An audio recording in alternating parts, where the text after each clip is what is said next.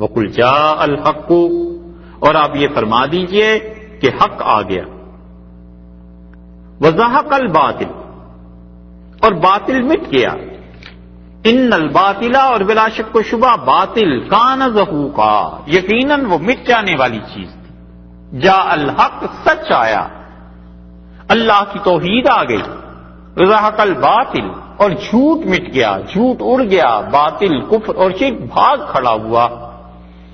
اور یہ رسول اللہ صلی اللہ علیہ وسلم کو گویا بشارت دی گئی کہ حق غالب آئے گا اور باطل بھاگ جائے گا۔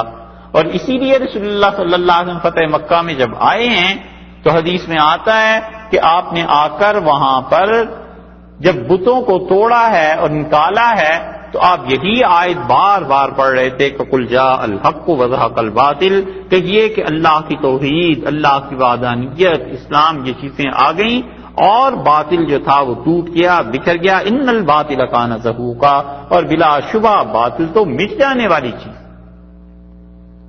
اور یہ ہوتا ہی ہے کہ جب اللہ کا دین غالب آ جاتا ہے باطل مٹ جایا کرتا ہے۔ کتنے ہی لوگ رسول اللہ صلی اللہ علیہ وسلم کے بعد آئے اور انہوں نے دنیا میں باطل کو پھیلانے کی کوشش کی، اللہ کی توحید کو ختم کرنے کی کوشش کی، اور نتیجہ اس کا یہ نکلا کہ وہ خود مٹ گئے اور اللہ کی توحید کا پیغام اب تک قائم۔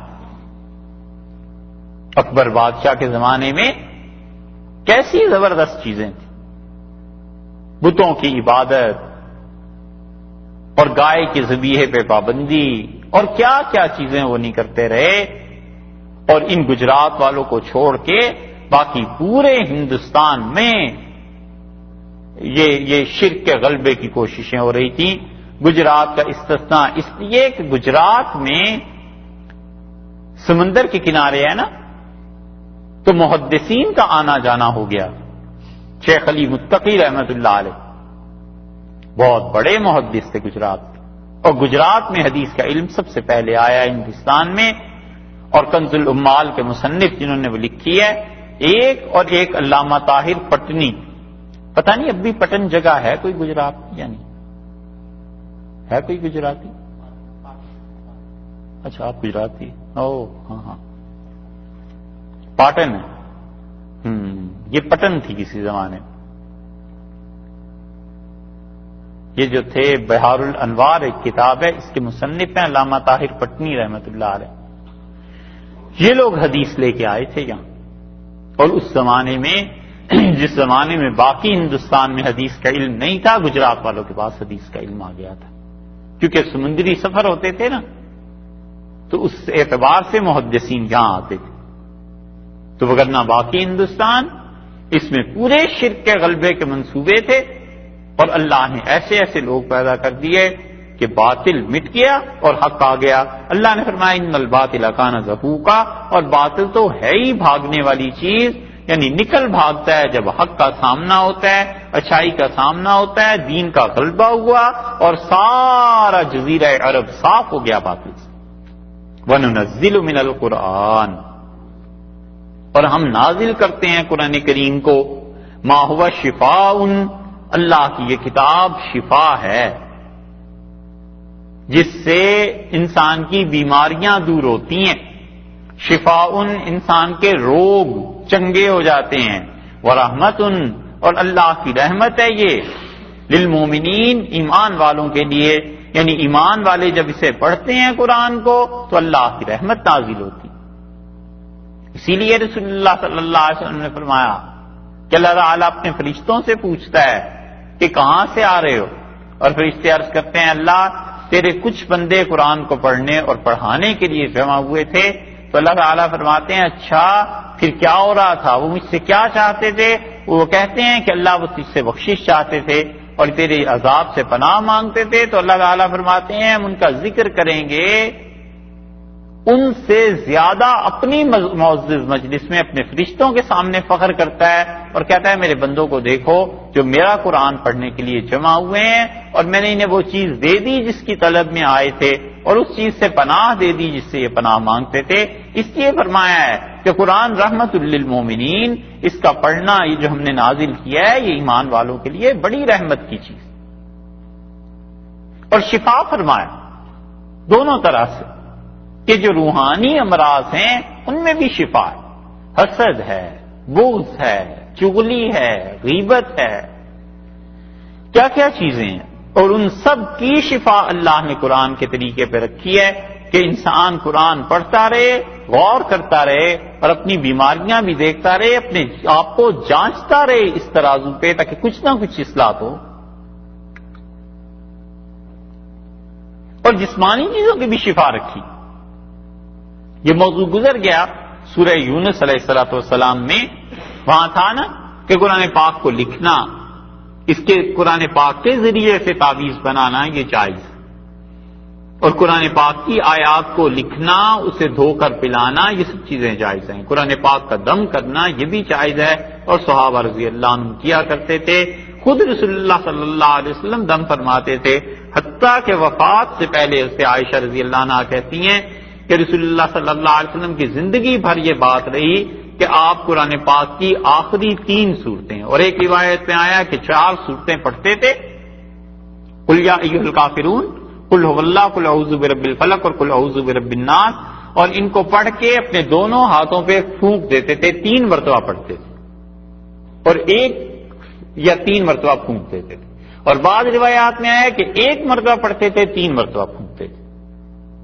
پھونکنا تو 3 مرتبہ کا ہے، پڑھتے تھے کبھی کبھی 3 مرتبہ، کبھی کبھی 1 مرتبہ، اور دونوں ہاتھوں کو پورے جسم پر پھیرتے تھے جہاں تک ہاتھ چلے جاتے تھے.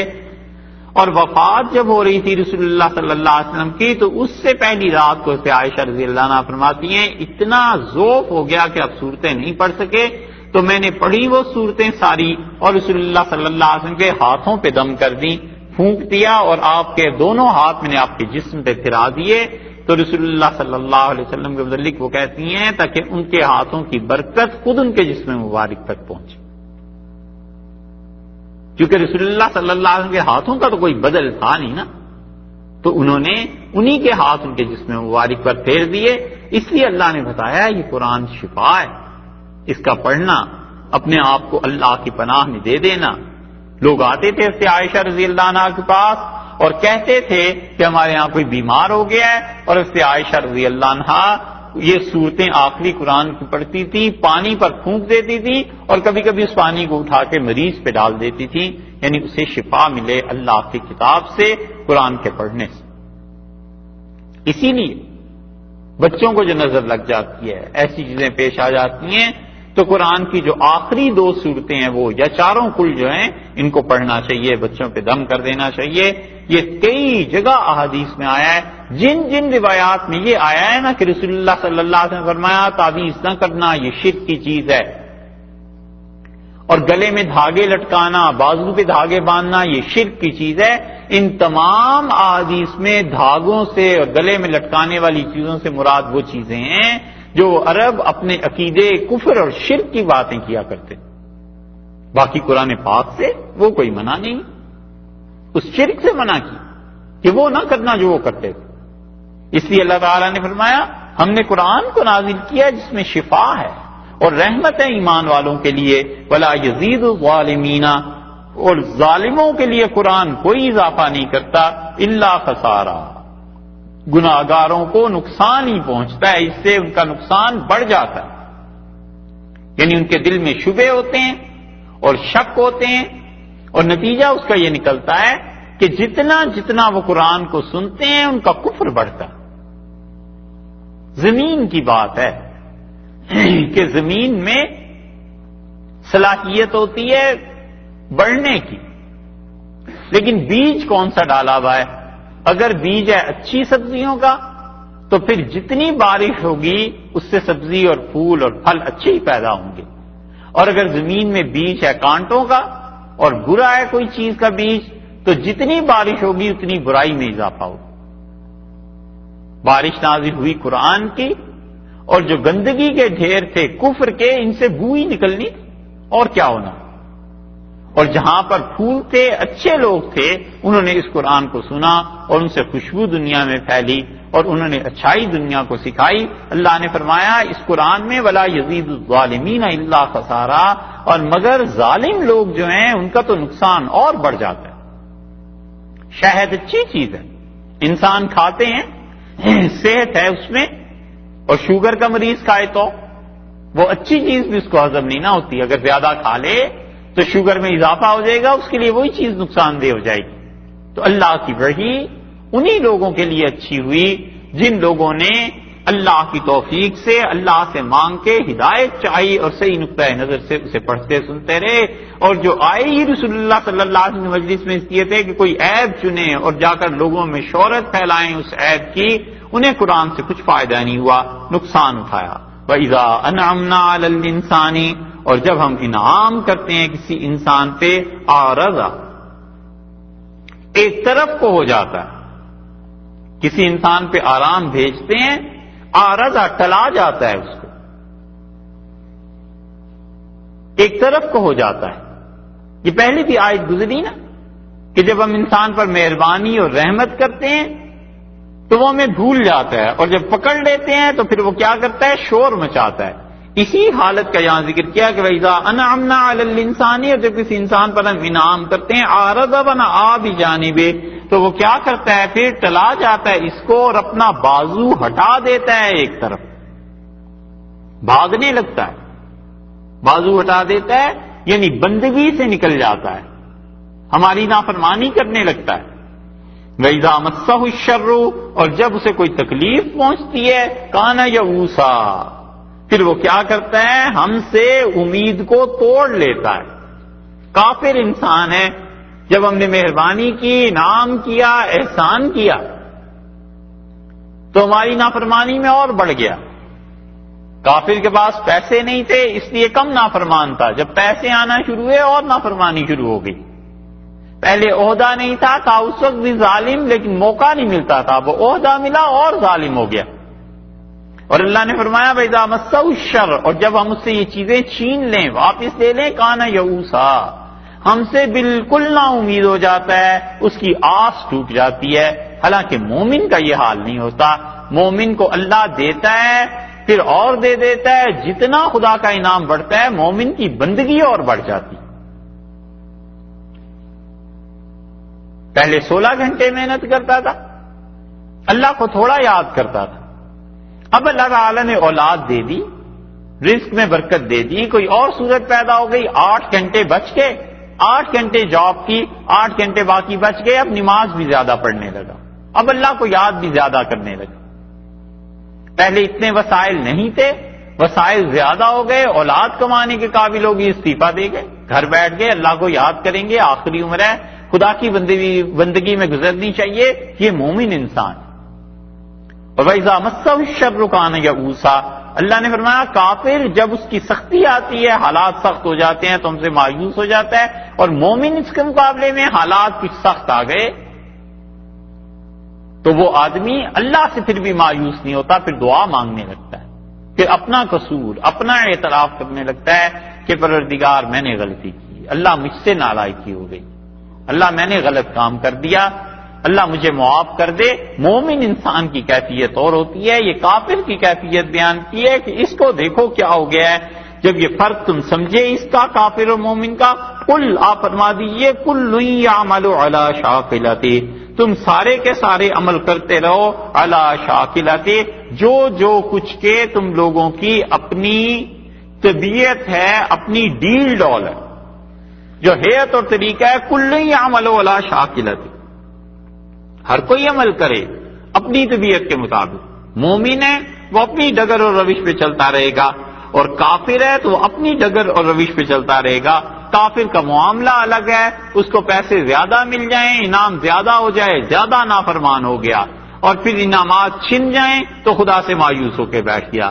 مومن انسان انعامات زیادہ ہوئے، بندگی بھی بڑھ گئی، اور انعامات کم ہوئے تو توبہ استغفار میں لگ گیا. کل یعمل علی شاکلتہ، تم دونوں اپنی اپنی نیتوں کے مطابق کام کرتے رہو، اپنے اپنے طریقے کے کام کرتے رہو. فربکم، سو تمہارا پروردگار، عالم و خوب جانتا ہے، بمن، اس انسان کو، ہوا جو کہ اہدی سبیلا، زیادہ صحیح راہ پر ہے، خوب سوجی ہے راہ جس کو تمہارا پروردگار بہتر جانتا ہے کہ ان میں سے کون سا آدمی اپنی راہ کو زیادہ پہچانتا ہے، کون آدمی صحیح چل رہا ہے، اللہ کو زیادہ معلوم ہے. صحابہ رضی اللہ عنہ کے قرآن سمجھنے کا اندازہ کرنا ہو تو اس آیت سے کرو. حضرت ابوبکر رضی اللہ عنہ کہتے تھے کہ سب سے زیادہ پسند مجھے قرآن کی یہ آیت. کیا وجہ تھی اس کی؟ آپ سوچیں.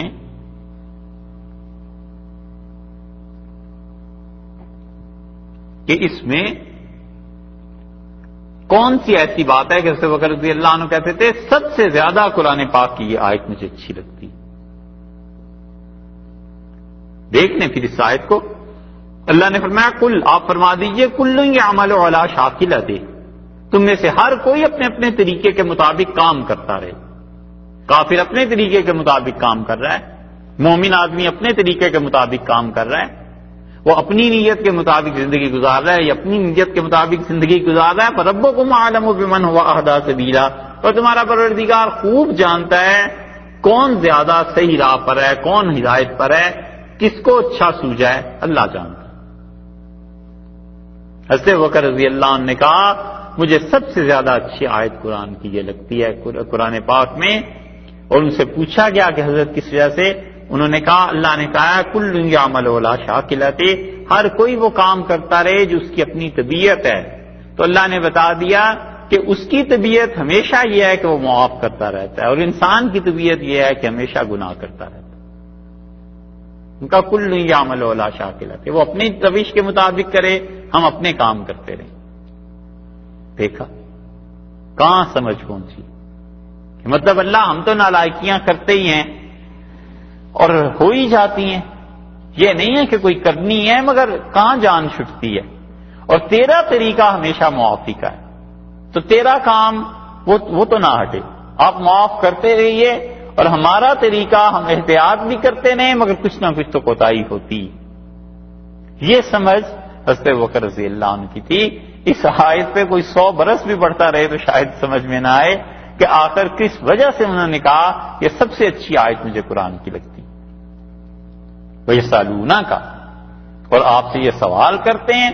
اچھا قُلْ كُلٌّ يَعْمَلُ عَلَى شَاكِلَتِهِ، ان سے کہیے تم ہر ایک آدمی کام کرتے اپنی نیت کے مطابق. اچھی نیت ہے کام کرتا رہے گا اچھا، بری نیت ہے تو بری نیت پہ کام کرے گا، طبیعت کے مطابق کام کرتا ہے. اور اللہ جانتا ہے، یعنی اللہ اس کو فیصلہ کر دے گا قیامت میں کہ کس انسان نے اچھائی کی کس نے برائی کی. وَيَسْأَلُونَكَ عَنِ الرُّوحِ، اور یہ آپ سے سوال کرتے ہیں روح کے بارے میں. روح کے بارے میں یہ سوال کس نے کیا؟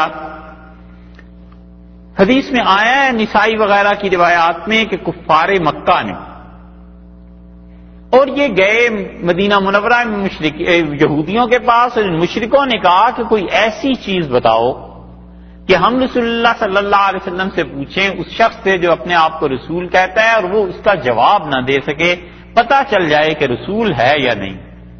تو یہودیوں نے کہا کہ 3 چیزیں اس سے پوچھنا. ایک روح کے بارے میں دریافت کرنا، ایک یہ پوچھنا کہ اصحاب کہف کون تھے، اور تیسرے ذوالقرنین کے متعلق پوچھنا کہ ذوالقرنین کون تھے. یہ 3 سوال اس سے کرنا تو تمہیں پتہ چل جائے گا. اگر وہ 2 کا جواب دے دے اور ایک کے متعلق کہہ دے کہ مجھے نہیں پتا، تو اس کا مطلب ہے کہ وہ واقعی رسول ہے. کیونکہ ان کا کہنا یہ تھا کہ تورات میں بھی یہ آیا ہے کہ روح کا علم اللہ نے کسی کو نہیں دیا. اور 2 ذوالقرنین اور اصحاب کہف کون تھے یہ تو رسول اللہ صلی اللہ علیہ وسلم کو بتایا گیا ہے آگے بھی، اور وہ کہتے تھے کہ ان 2 کا علم اسے ہونا چاہیے. اور اس سے عبداللہ ابن مسعود رضی اللہ عنہ کی روایت میں آتا ہے، وہ کہتے ہیں کہ مدینہ منورہ میں رسول اللہ صلی اللہ علیہ وسلم سے یہ سوال یہودیوں نے پوچھا تھا کہ روح کیا ہے، اور میں نبی کریم صلی اللہ علیہ وسلم کے وقت ساتھ تھا. ابن مسعود رضی اللہ عنہ کی روایت کو ترجیح حاصل ہے کیونکہ وہ عینی شاہد ہیں اس واقعے کے، تو یہودیوں نے پوچھا ہوگا. لیکن عبداللہ ابن عباس رضی اللہ عنہما نے جو اسے مکہ کا قرار دیا ہے، تو ممکن ہے دونوں جگہ سوال پوچھے ہوں. پہلے مدینہ منورہ گئے ہوں یہ مشرک اور وہاں سے بات کر کے پوچھ کے آ گئے ہوں، مکہ میں پوچھا ہو. اور رسول اللہ صلی اللہ علیہ وسلم جب مدینہ منورہ گئے ہیں تو یہودیوں نے بھی پوچھ لیا. بہرحال یہ سوال ہوا کہ یسألونک عن الروح، اور آپ سے پوچھتے ہیں کہ روح کیا چیز ہے. قل الروح من امر ربی، آپ فرما دیجئے کہ روح ہے میرے پروردگار کا امر. وما اوتیتم، اور تم نہیں دیے گئے ہو من العلم، روح کے بارے میں کوئی علم، الا قلیلا، مگر تھوڑا سا علم بس اللہ نے دیا ہے. روح کا علم اللہ نے دیا ہی. اور اللہ نے یہ جب بتا دیا کہ روح کا علم نہیں دیا تو گویا دوسرے لفظوں میں یہ بتا دیا کہ انبیاء علیہ الصلوۃ والسلام آپ سے پہلے بھی جو تھے وہ بہت باریک باتیں انہوں نے ہماری مخلوق سے نہیں کی. اسی طرح اتنی باریک بات کہ اب روح کیا ہے، بس اتنا جاننا کافی ہے کہ اللہ کے حکم سے ایک چیز جسم میں آتی ہے، انسان جیتا ہے، نکل گئی، مر گیا. اتنا جاننا کافی ہے. باقی اس سے بھی زیادہ دقیق مسائل میں عام عوام کا پڑھنا یہ ممکن بھی نہیں، اور ہر آدمی کی سمجھ برابر ہوتی بھی نہیں، اس لیے ممکن ہے اسے جواب ہی نہ پتا چلے، سمجھ ہی نہ پائے. تو کیا ضرورت ہے اللہ کی کسی بات کی جھٹلانے کی یا ایسے بات کرنا جس سے لوگ جھوٹا کہنے لگیں. رسول اللہ صلی اللہ علیہ وسلم نے فرمایا، صحیح بخاری میں آیا ہے، آپ نے فرمایا لوگوں سے بس اتنی بات کرو جتنی لوگ سمجھ سکیں، اور جب تم لوگوں کی عقل سے بڑی بات کرو گے تو کیا تم یہ چاہتے ہو کہ لوگ اللہ اور اس کے رسول صلی اللہ علیہ وسلم کو جھٹلائیں؟ اس لیے روح اتنی بات ہے، بس اللہ نے فرمایا من امر ربی، اللہ کا یہ امر ہے.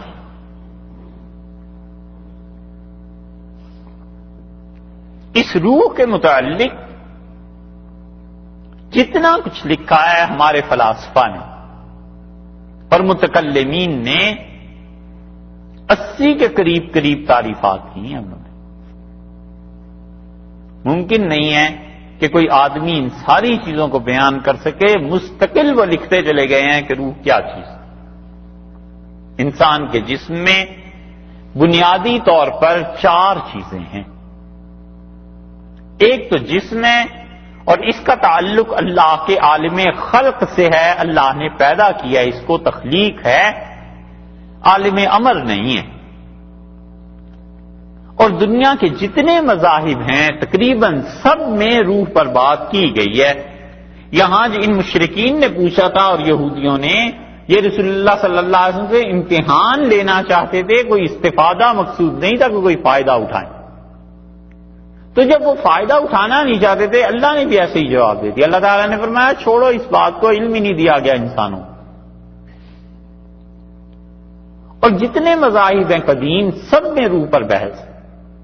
آریہ سماج جو ہیں اگرچہ یہ توحید کے مدعی ہیں، اور یہ ہندوؤں کا ایسا فرقہ ہے جو بعض جگہوں پہ ان کے لوگ لکھتے ہیں کہ اللہ تعالیٰ ایک ہی ہے، لیکن وہ پھر بھی خدا کے ساتھ 2 چیزوں کو قدیم مانتے ہیں. ایک ان کا پرش روح، اس کے متعلق ان کا عقیدہ یہ ہے کہ یہ قدیم ہے. اور ایک پرکرتی، یہ کیا ہے؟ نیچر، مادہ، میٹر کو قدیم مانتے ہیں. اس کا نیچر میں ترجمہ کیا. اچھا، لیکن ہیں یہ اب بھی ہے نا. بہت مناظرے ہوتے تھے کسی زمانے میں مسلمانوں کے ان کے ساتھ. یہ توحید کے بھی مدعی ہیں، لیکن روح کو، پرش کو اور پرکرتی کو اور اللہ کو، ان 3 کو قدیم مانتے ہیں خدا. اور جو کچھ ہمارے لوگوں نے اس پہ لکھا ہے اس کا خلاصہ یہ ہے کہ 4 چیزوں کو وہ کہتے ہیں مسلمان حکما اور متکلمین اور فلاسفہ. وہ کہتے ہیں کہ جسم یہ اللہ کے عالم خلق سے تعلق رکھتا ہے، عالم امر سے نہیں. قرآن پاک میں آیا ہے 9ویں پارے میں جو بات آئی تھی نا، الا لہ الخلق والامر، خلق کا عالم بھی اللہ کا ہے اور امر کا عالم بھی اللہ کا ہے. تمام دنیا میں جتنی چیزیں پیدا ہوئی ہیں یہ پیدائش جو ہے یہ عالم خلق ہے. اور وہ چیزیں جو ہمیں نظر نہیں آتی ہیں وہ بھی اللہ ہی کی مخلوق، لیکن ان کا تعلق اللہ کے عالم امر سے ہے، اللہ کے حکم سے ہے. وہ عالم امر اور چیز ہے، عالم خلق اور چیز.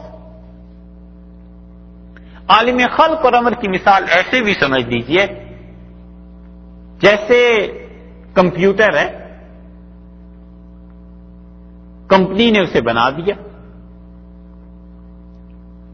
ڈھانچہ اس کا کھڑا ہو گیا، انہوں نے کہا اس میں اتنے اتنے پیچ لگا دو، لگ گئے، اس کے ساتھ تار لگا دو، سب چیزیں ہو گئیں۔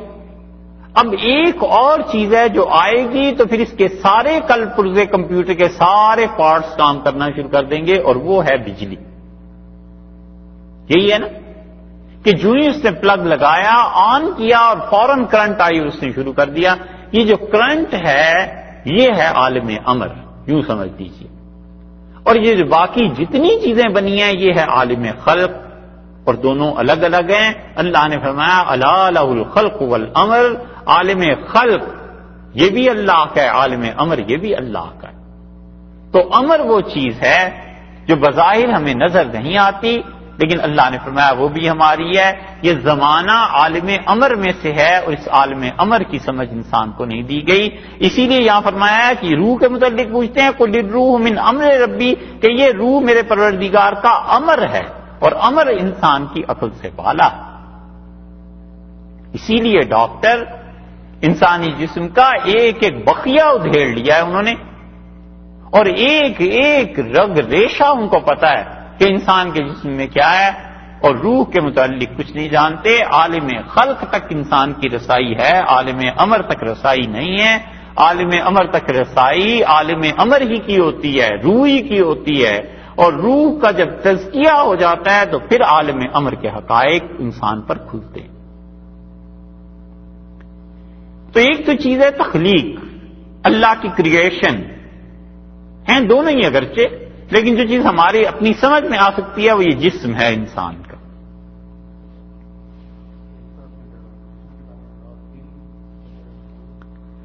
جی اسی پہ بات کر۔ دوسری چیز ہے کہ اللہ نے اس جسم کو کس چیز سے پیدا کیا؟ کہتے ہیں کہ بنیادی طور پر 4 ایلیمنٹس ہیں نا، پانی، مٹی، آگ اور ہوا، اور آگے جتنے بھی ایلیمنٹس بنے ہیں عناصر یہ سب اسی سے بنے ہیں۔ اب ہوا تو ہے ہی، اسے آپ آکسیجن میں، ہائیڈروجن میں، نائٹروجن میں، کس کس چیز میں تقسیم کرتے ہیں یہ سب اب کی تحقیق ہے، لیکن بنیادی طور پر تو ہوا ہی ہے۔ مٹی ہے، مٹی میں آپ کہتے ہیں کاربن ملا ہوا ہے، کاربن کی ایک قسم آگے ہیرا بن جاتی ہے۔ مٹی میں آپ کہتے ہیں یہ فاسفورس ہے، یہ ہڈیاں ملی ہیں، یہ فلاں چیز ہے، یہ فلاں چیز ہے، لیکن بنیادی طور پہ ہے تو وہ مٹی۔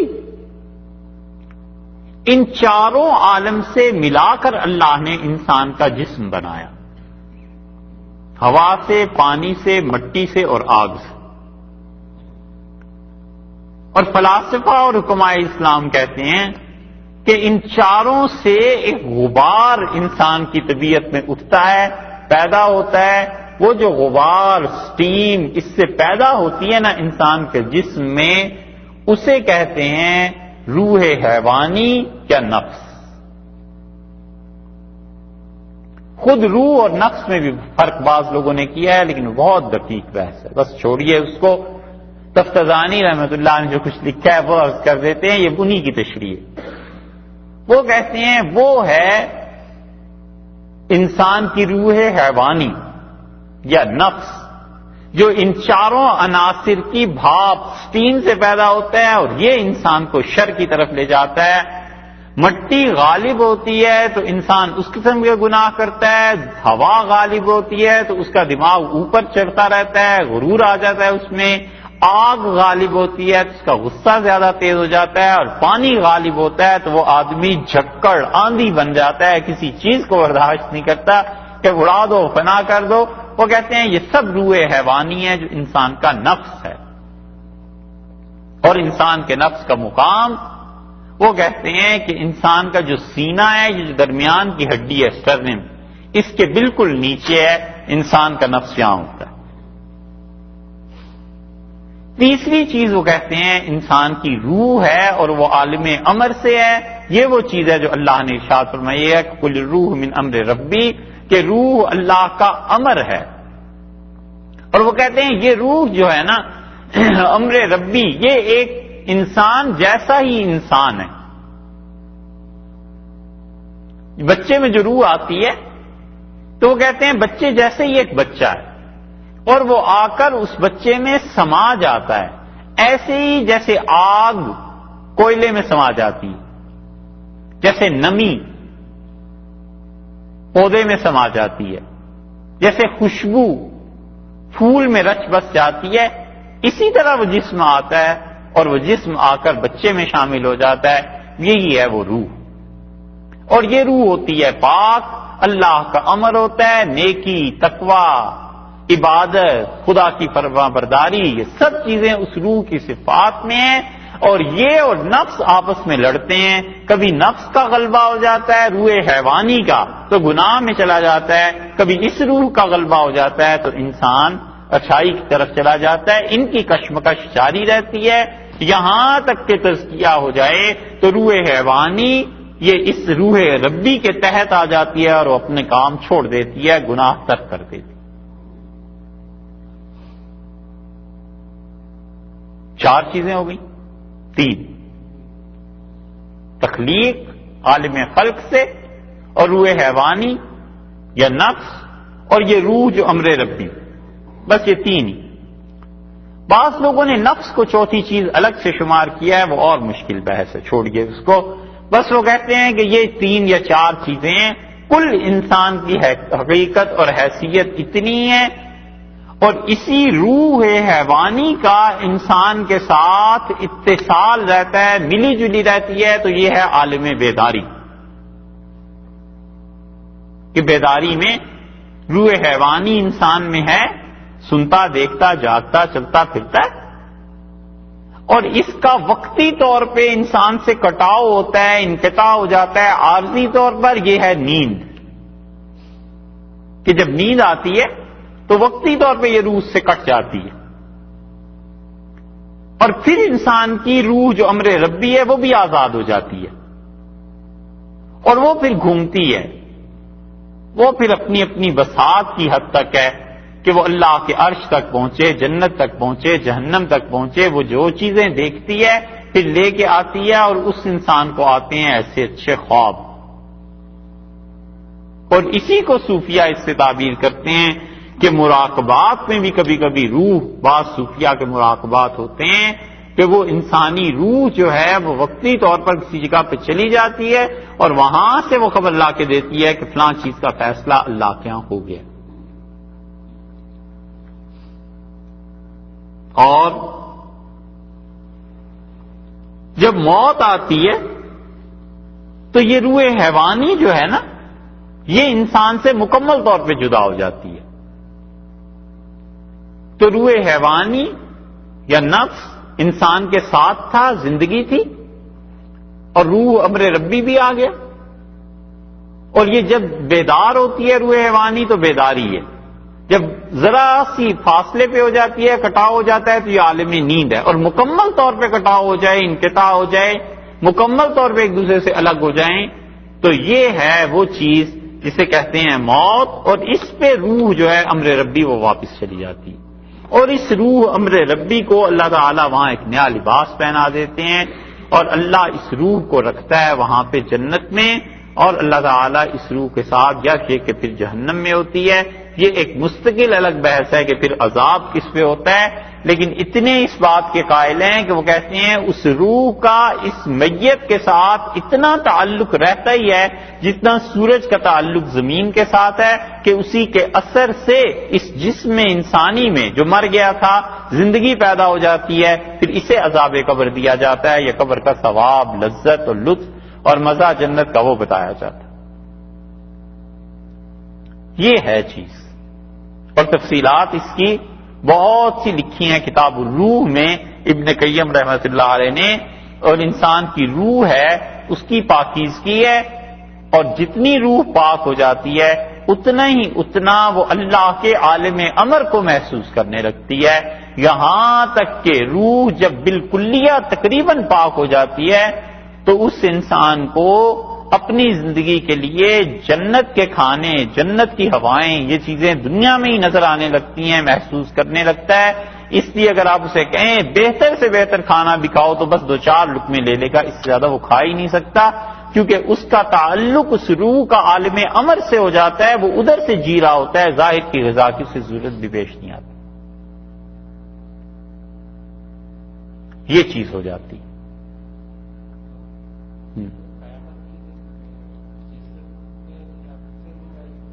جی، قیامت کے دن اس جسم میں روح ڈالی جائے گی، یہی جسم بنایا جائے گا، جہاں جہاں منتشر ہوگا اسے اکٹھا کریں گے اور پھر اس میں روح ڈالی جائے گی۔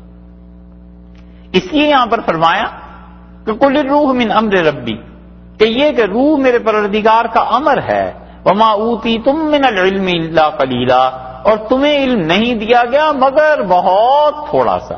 پہلے تو قلیل کا لفظ ہی تھوڑا، اوپر سے اس میں نکرہ بھی آ گیا نا، قلیلاً، یعنی بہت ہی تھوڑا علم اللہ نے تمہیں دیا ہے روح کے بارے میں۔ اور یہ ایسی ساری مباحث جو ہیں ان پر کوئی ایمان لانا فرض واجب تھوڑا ہی ہے۔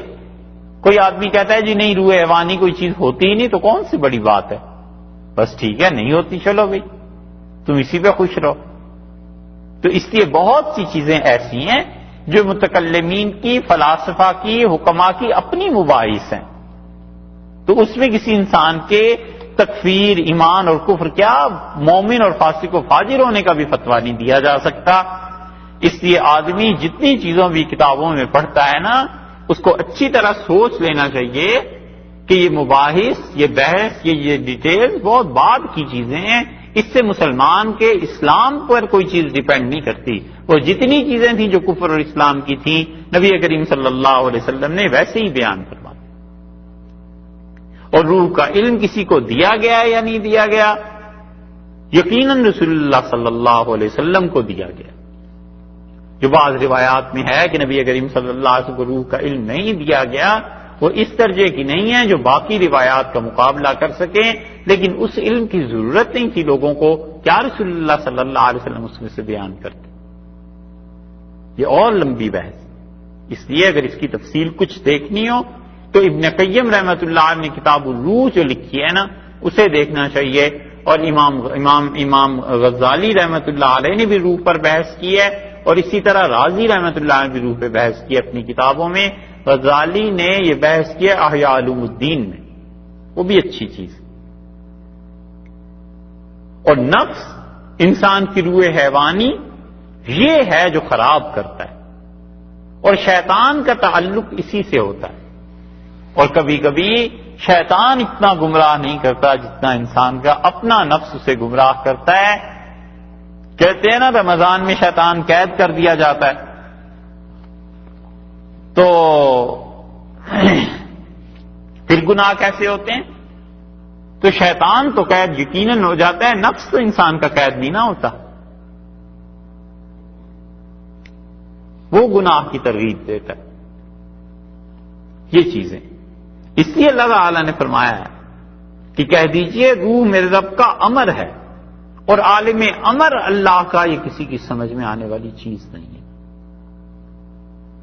یہ روح زمانہ عالم امر میں سے حدیث میں آیا ہے، رسول اللہ صلی اللہ علیہ وسلم نے فرمایا زمانے کو برا نہ کہو، یہ اللہ کے عالم امر میں سے ہے، اس لیے ٹائم کو خود سمجھنا لوگوں کے لیے دشوار، بہت دشوار۔ نیند کی حالت میں انسان کا جسم یہی ہوتا ہے سامنے، اور اس سے زیادہ سے زیادہ کتنی دیر میں خواب آ جائے گا؟ فرض کر لو 1 گھنٹہ مسلسل خواب دیکھتا رہا، اور اس کی روح اس کے جسم سے الگ ہو کے کہیں چلی گئی، اور اللہ ہی جانتا ہے کہ وہ کتنے سال آگے چلی گئی تھی، 30 سال بعد چلی گئی تھی، 30 سال بعد کی ایک چیز لا کے اس نے اسے خواب میں دکھا دی۔ اب اس نے خواب دیکھا کہ میرے ساتھ ایسے ہو گیا ہے، وہ واقعہ جو پیش آنا ہے وہ تو 30 سال بعد آئے گا۔ اب 30 سال گزریں گے، پھر اس کی روح کا وہ مقام اور مرتبہ جسم کے مطابق ہو جائے گا، یعنی روح نے جو کچھ دیکھا تھا وہ 30 سال بعد پورا ہوا ہے۔ ایک آدمی نے دیکھا مر گیا ہے فلاں، سال بعد واقعی وہ آدمی مر گیا، تو اس کی روح جو تھی وہ عالم ٹائم میں ٹریول کر کے سال بعد کے فیصلے تک پہنچ گئی۔ ایک آدمی دیکھتا ہے میں جنت میں پہنچ گیا ہوں، تو اس نے اتنا روح نے سفر کیا ہے کہ وہ عالم آخرت تک پہنچ گئی، کتنے ہزار سال سے اس نے سفر میں کر لیا اور واپس آ گئی، اور یہ اس کا جسم ابھی تک وہیں ہے۔ اس لیے عالم امر یہ اتنی آسانی سے سمجھ میں نہیں آتا، بلکہ انسان کی عام طور پہ سمجھ میں نہیں آتا۔ یہ عالم امر کا تعلق روحانیت سے ہے، روحانیت اور تزکیہ جتنا ہوتا چلا جاتا ہے اتنا ہی اتنا یہ عالم امر سمجھ میں آتا ہے۔ یہ جو شتاری تھے اور مداری رحمت اللہ علیہ انہیں بھی خبر ہوئی تھی۔ ہندوستان کے مشائخ میں 9ویں صدی جو ہے نا اور 10ویں صدی غلغلہ تھا۔ بدیع الدین کمن پوری رحمت اللہ علیہ تھے سلسلہ مداریہ کے بانی کیا بانی تو اور لوگ تھے، لیکن ان کے زمانے میں یہ سلسلہ بہت بڑے صغیر میں پھیلا،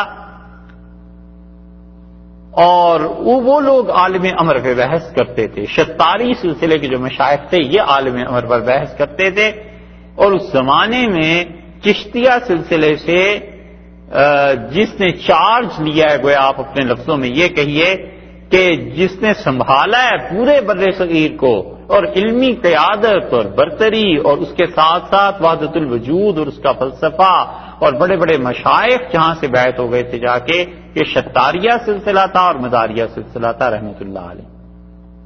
یہ مداریہ سلسلہ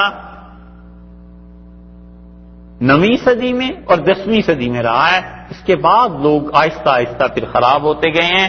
ان کے ہاں جو تجرد تھا نا کہ اللہ کے علاوہ ہر چیز سے منقطع ہو جانا اور اللہ کو یاد کرنا، یہ آخر پہ پہنچ کے خرابی ہو گئی تھی، اور ایسے لوگ پیدا ہو گئے جو جسم پہ سوائے اتنے کپڑے کے جو ان کے سطر کو ڈھانپنے کے لیے کافی ہو، کپڑے بھی سارے اتار کے بیٹھ جاتے تھے اور اللہ کو یاد کرتے رہتے تھے۔ ہندو جوگی ان کا آسن اور فلسفہ یہ آہستہ آہستہ آ گیا تھا، اس لیے پھر مشائخ نے اسے ترک کیا، اور دوسری طرف اللہ نے فضل فرمایا، حضرت مجدد الفسانی رحمت اللہ علیہ جیسی شخصیت ابھری ہے نا، پھر لوگوں کا رجحان سلسلہ نقشبندیہ کی طرف ہو گیا۔ یہ اردو میں آپ نے لفظ سنا ہے مداری؟ یہ کیوں کہتے ہیں مداری؟ یہ اصل میں سلسلہ مداریہ کا جو آخری دور تھا نا، اس میں جو بھی بازیگر ہوتا تھا، شعبدہ باز، اسے کہتے تھے یہ مداری سلسلے سے ہے، یہ مداری ہے۔ تو یہ لفظ وہاں سے آیا ہے اردو زبان میں۔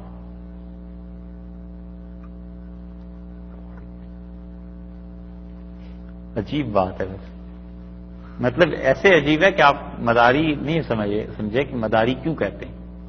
کمال ہے یار۔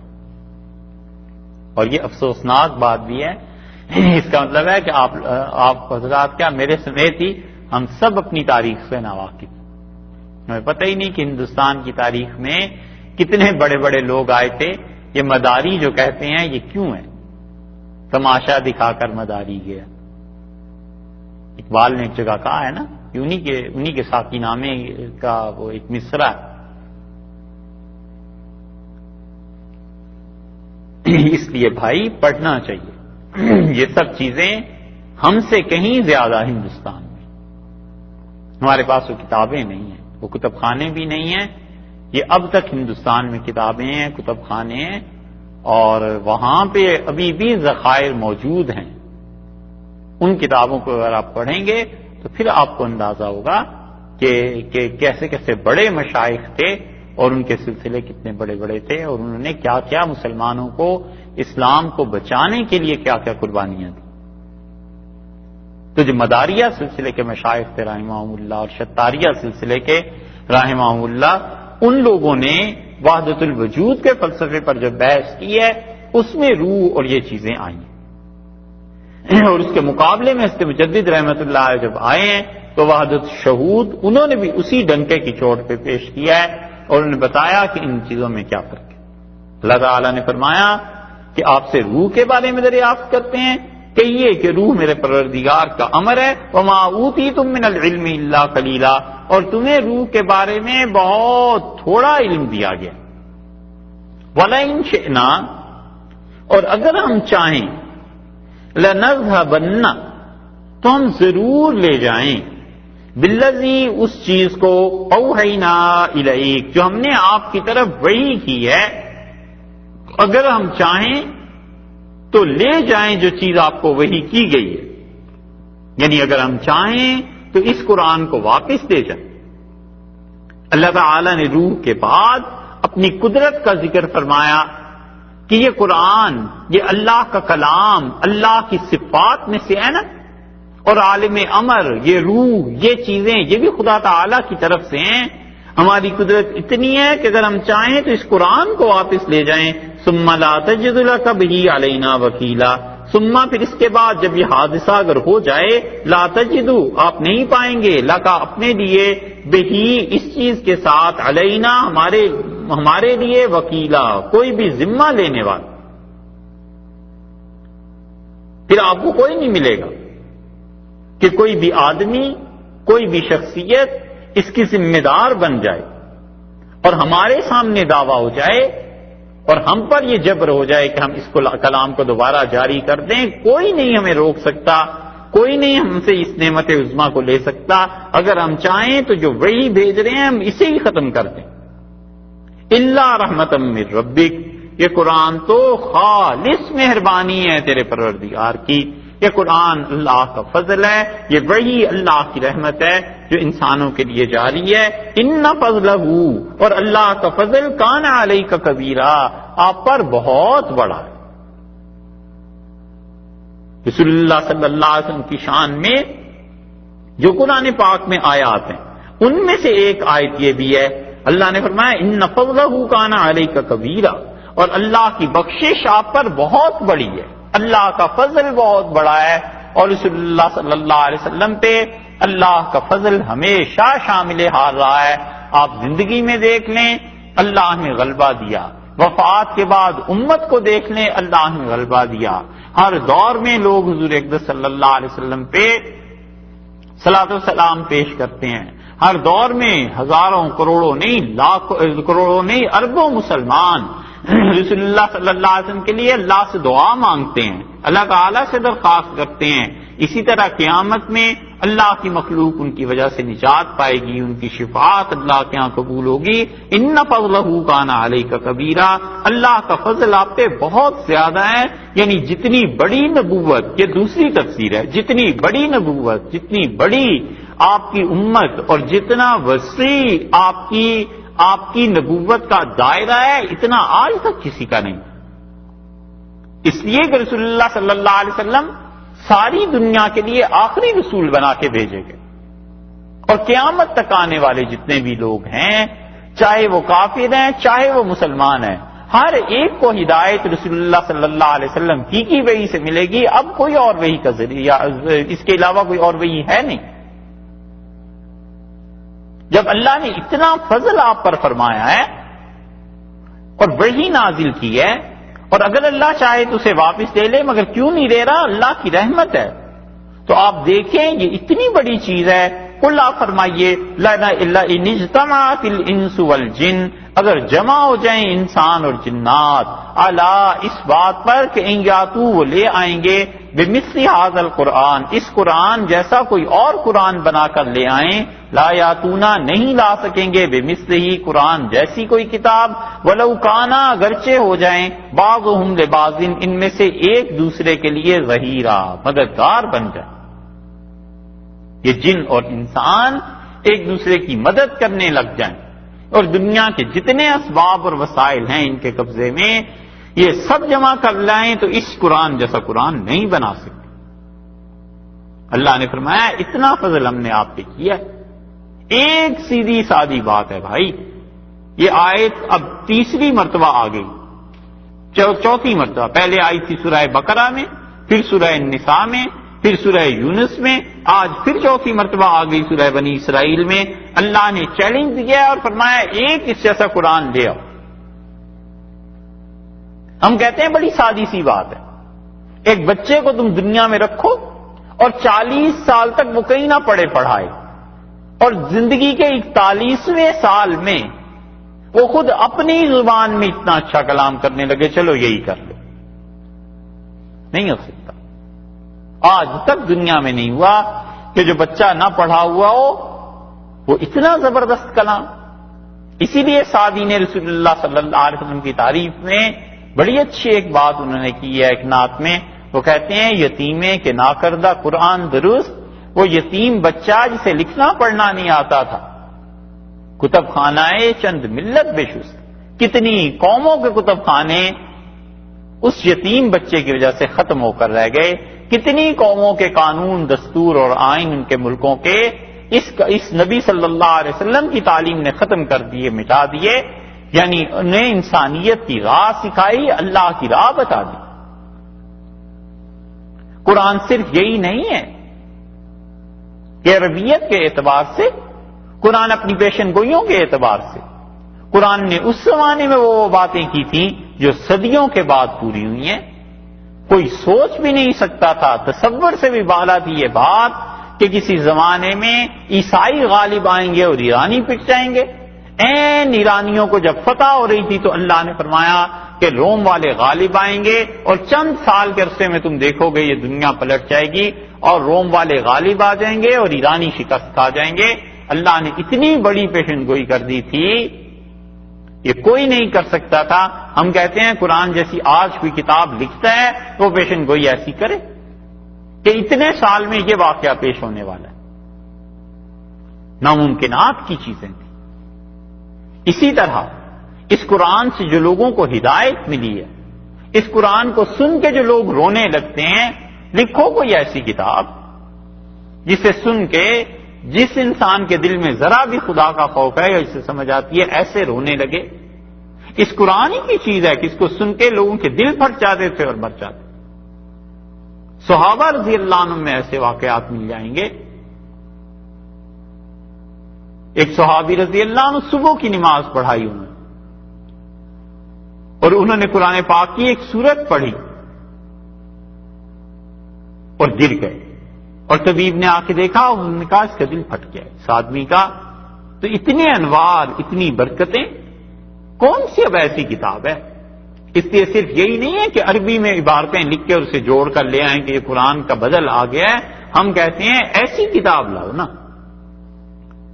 جس نے دنیا کو کوئی موضوع نہیں چھوڑا اور جس نے اتنی ٹھوس ہدایات دی ہیں کہ انسان پوری کی پوری ایک تہذیب اس بنیاد پر اٹھی ہے جو دنیا میں 1200 برس حکومت کرتی رہی ہے، 1300 برس چلتے رہے ہیں یہ لوگ. اور اتنی بڑی چیز ہو گئی تھی کہ انگریز مورخین کو اعتراف کرنا پڑا کہ اگر مسلمانوں کی حکومتیں نہ ہوتی اور علمی ترقی جو مسلمانوں کے زمانے میں ہوئی تھی وہ نہ ہوئی ہوتی تو یہ انسانوں کی تہذیب جو اب ہمیں نظر آتی ہے کئی ہزار سال پیچھے ہوتی. اللہ نے فرمایا جن اور انسان سارے مل جاؤ اور ایک دوسرے کی مدد کرو. وَلَوْ كَانَ بَعْضُهُمْ لِبَعْضٍ ظَهِيرًا، اگرچہ یہ ایک دوسرے کے مدد گزار بن بھی جائیں تو بھی ایسی کتاب نہیں لا سکتے. وَلَقَدْ صَرَّفْنَا لِلنَّاسِ، اور ہم نے لوگوں کے لیے پھیر پھیر کے بیان کیے ہیں فی ھذا القرآن، اس قرآن میں من کل مثل، ہر ایک طرح کی بات، ایسی چیزیں لائی ہیں اللہ نے اس قرآن میں سمجھائی ہیں لوگوں کو، ہر طرح کی پرتاثیر چیزیں. مثل ایسے کلمے، ایسے جملے جن میں اثر ہے. یہ کل بھی آیت گزری. اللہ تعالیٰ نے فرمایا ہم گھما گھما کر لاتے ہیں. صرفنا تصریف کی، صراف جو سکوں کو گھماتا تھا، کل بات آئی تھی نا. اللہ نے فرمایا ہم ایک ہی بات کو، ایک ہی مضمون کو بار بار مختلف زاویوں سے بیان کرتے ہیں. مثلا آخرت ہے، اس کو بار بار بیان کرتے ہیں. کہیں ہم کہتے ہیں ہم تمہیں زندہ کریں گے، کہیں ہم کہتے ہیں قبر سے نکالیں گے، کہیں کہتے ہیں جنت یہ ہے، کہیں کہتے ہیں جہنم یہ ہے، کہیں کہتے ہیں اعمال کا بدلہ ملے گا. بات ایک ہی آخرت کی، کئی طرح سے اسے بناتے ہیں، بتاتے ہیں لوگوں کو تاکہ لوگ اس بناوٹ کو اور ان چیزوں کو سمجھیں کہ ہم نے کیسے بنایا اس کلام کو، اور اس کلام جیسا کلام بنانا ممکن ہی نہیں ہے. وہ بناوٹ، وہ ترتیب، وہ اللہ کی طرف سے جو چیزیں ہیں آئی ہیں، اس کا جواب تم دے نہیں سکتے. اس لیے فرمایا ہے. اور پھر من کل مثل، پر تاثیر کلمے، ایک ایک جملہ جس کا جواب نہیں. الا یعلم من خلق، اچھا وہی نہیں جانتا جس نے تمہیں پیدا کیا ہے. الرحمن فصل بہی خبیرہ، اور رحمان اس کی شان تو اس سے پوچھ جو اس کے بارے میں کچھ جانتا ہو۔ جملے دیکھو کیسے، عیسیٰ اور مریم علیہ السلام کو خدا مانتے ہیں، کھانا یا کلان الطعام، وہ دونوں تو کھانا کھاتے تھے۔ کل یوم هو فی شان، اور ہر دن ہمیں نیا ایک کام ہوتا ہے، ہماری شان ہر دن ایک نئی ہوتی۔ اللہ نے فرمایا ایسے پرتاثیر جملے ہم نے اس میں رکھے ہیں، فابا، سو انکار کرتے ہیں اکثر الناس الا کفورا، بہت لوگ ہیں الا کفورا، وہ کیا ہیں؟ ناشکری کیے بغیر نہیں رہتے۔ سو نہیں رہتے بہت سے لوگ الا کفورا، ناشکری کیے بغیر، یعنی وہ ناشکری کرتے ہیں ہمارے کلام کی، اور اس کی قدر نہیں کرتے، اس قرآن سے ہدایت کو حاصل نہیں کرتے۔